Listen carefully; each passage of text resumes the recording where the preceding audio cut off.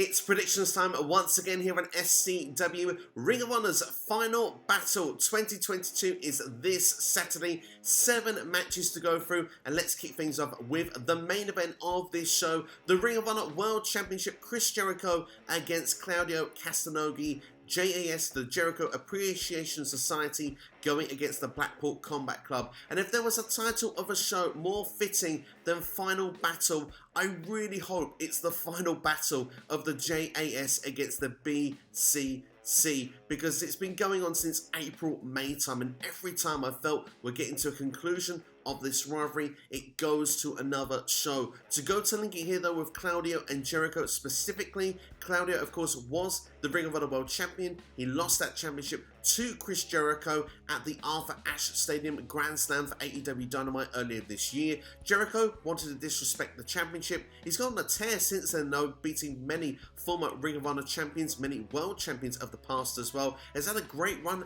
as champion. Claudio has proven though he can beat Chris Jericho, but when it comes to anything outside of a one-on-one environment, he tends to lose. One other note we should remember with this match also, if Claudio does lose, he will be leaving the BCC and joining the Jericho Appreciation Society, something that I predict will happen because we need the end. This has to be the final battle. I want to see Claudio, like Jake Hager, in the purple hat and teaming once again, and I want to see Claudio doing some dad jokes as well. I think that could be a lot of fun. But of course, then what does that mean though going forward? Would it really be the final battle? Would Wheeler Yuta and John Moxley look to try and get Claudio out? Or will there be a heel turn with one going and turning on the other? I think that will happen. Moxley, I think, is going to go heel in AEW. I think he's going to go and turn on Wheeler Yuta, who's looking to become the pure champion once again for Ring of Honor. Of course, going against Daniel Garcia, another Blackpool Combat Club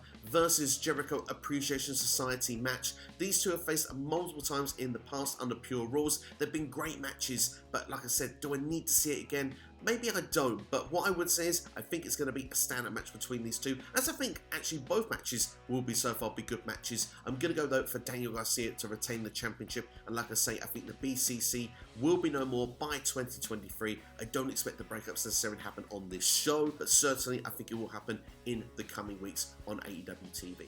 Going into the rest of the card, we've got the ROH Women's World Championship. Mercedes Martinez defending against Athena. Athena's sort of gone on more of a mean streak recently, a bit more tougher, a bit more brutal in her matches. Mercedes Martinez, has she been injured? I don't really think I've seen much of her recently when it comes to Ring of Honor, when it comes to AEW in any formal fashion. I don't think I've seen anything of her, but it's good to see she's back. It's good to see she'll be defending the championship here.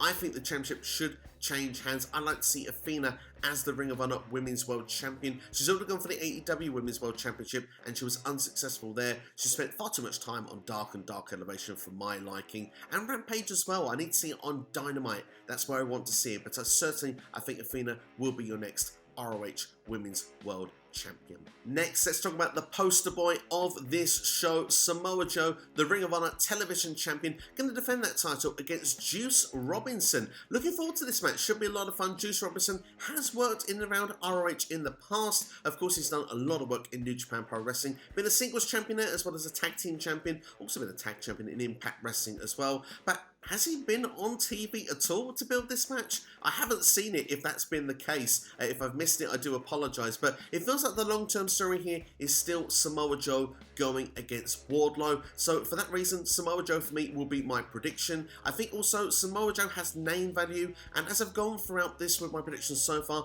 I've gone with wrestlers with name value. I think that Tony Khan really needs to start getting Ring of Honor its own TV slot. Whether it's on a television station, whether it's on YouTube taking over a Dark Elevation, for example, or having its own TV slot, say, on a Thursday or a Sunday evening. But still, nonetheless, I think that this should be a fun match.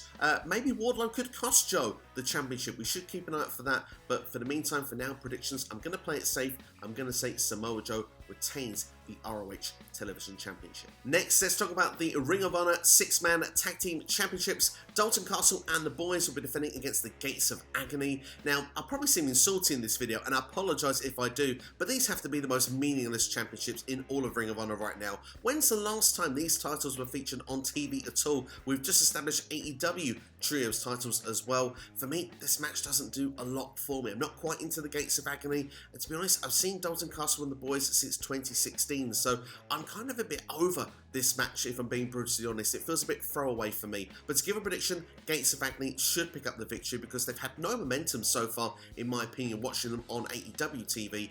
To get them to have these championships, certainly I think could do something for them. So for that reason, I think it'd be better for the Gates of Agony to be the 6-man tag team champions. Next, let's talk Shane Taylor and JD Griffey. Shane Taylor Promotions taking on Swerve in Our Glory. I was so happy to see Shane Taylor turn up on AEW Rampage, confront Keith Lee, of course, two former tag team partners, pretty much telling Keith Lee he can't make the tag teams work. Swerve in Our Glory, we know their history. They've been former AEW tag team champions, been together for most of 2022. The friction has been in place for a long time. Swerve Strickland wanting to be more of a heel going forward. Keith Lee wants to keep those values as a babyface. Of course, Keith Lee did walk out on Swerve at Full Gear in the match against the Acclaimed after he was slapped around the face. I do feel on this time, I think that Strickland is going to walk out on Keith Lee, and I think that's going to play here into the final battle. Not necessarily final battle as a match, but certainly a final time we'll see Swerve and Our Glory as a team.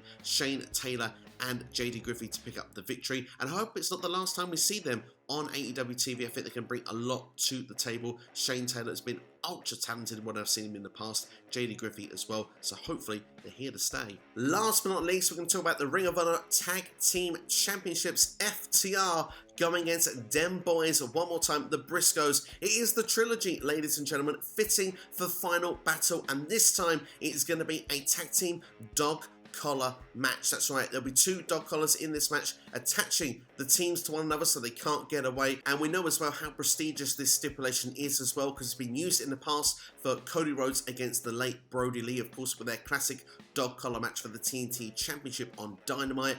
So yeah, I think that this match, they use it only for very special occasions, and for this trilogy here, it does feel like the fitting way to truly have a final battle with FTR and the Briscoes. They've had two Match of the Year candidates already on Ring of Honor shows. I've got no doubt they are going to make it the hat trick. But this time, I'm going to say that even though the Arse Boys, the Gun Club, they were the ones that announced this match because the Briscoes can't be on television, which is a real shame to not have them a part of AEW. When you're building this team for one of your big pay-per-view matches, I do understand the reasons why they've done it.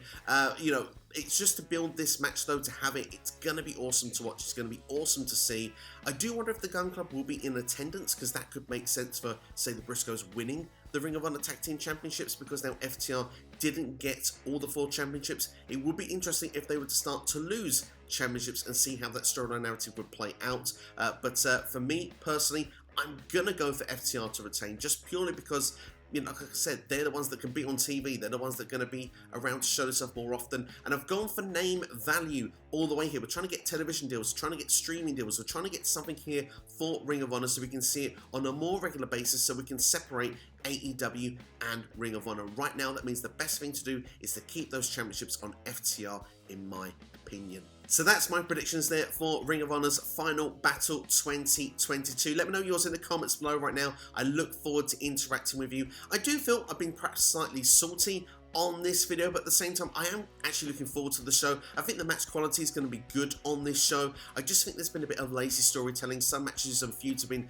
dragged out way too long. Some of the matches as well have just been thrown together. It feels very last minute. It's kind of like, we've got a Ring of Honor show coming up. What can we throw on? We've got 3 or 4 matches we can do that we've built in the past, and these wrestlers will do as well to throw onto this show. I just feel that for me, it's a bit thrown together. I want to see Ring of Honor mean something, and I want to see it get its own slot. Like I've mentioned it a couple of times in this video. I think Ring of Honor Dark Elevation would work well, just Ring of Honor Elevation. establish its own roster. Make it a YouTube show, just build it to get things off the ground. You can then separate it from AEW. I think that'd be a great way going forward, and perhaps then people will see it doing well on a streaming platform like YouTube. Maybe you want to get it on like a, you know, a streaming service. I want to say like a Netflix or an HBO, but you know, something along that line, and then maybe even a TV deal could be out there for it. Maybe someone will take a punt, or maybe get Ring of Honor Rampage or something. I don't know, the ratings seems to be going down for that as well. Certainly could be ideas of what you could do for the shows in the meantime anyway. But let me know your thoughts in the comments below anyway. If you're into NXT, well, no, same show, same day, but not at the same time. I've done predictions for NXT Deadline as well, so check out the side of the screen right now and these other videos as well. If you liked the video, then please do like it, share with a friend, subscribe as well. Enjoy Final Battle. I'm sure I'm going to when it comes round to it. Have yourselves a great day, and thank you for watching this video. We're watching this CW here on YouTube. Take care.